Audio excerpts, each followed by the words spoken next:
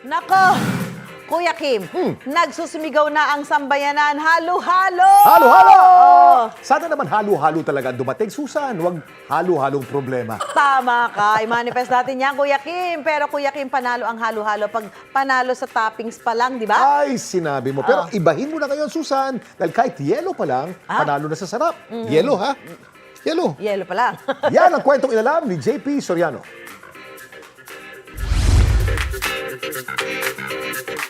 Makulay at talaga namang nang-uumapaw ang mga sangkap.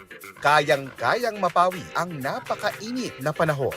Pero ang halo-halo, hindi lang daw sa rekado nagkakatalo, kundi pati sa yelo.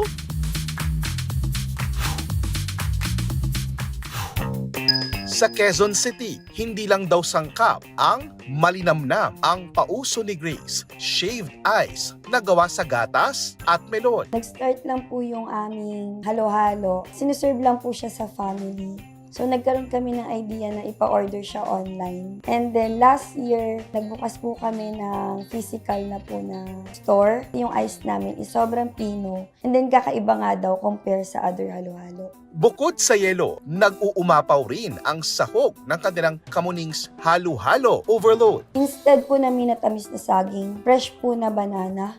And then, meron pong melon, corn and cereals, leche flan, ube po, jelly, rice crisp. Nagkakahalaga ito ng 159 hanggang 239 pesos. Sa ngayon po, meron kaming 10 flavor. May yung aming signature, yung kamuning halo-halo, overload, summer fruity halo-halo, creamy mango, sago with biscoff, buko, pandan with cheese. Sa init ng panahon, nakakabenta raw sila ng 300 halo-halo sa maghapon. Feel na feel ko yung crunchy ng mga ingredients niya. Tapos yung mga prutas niya, talagang sariwa siya.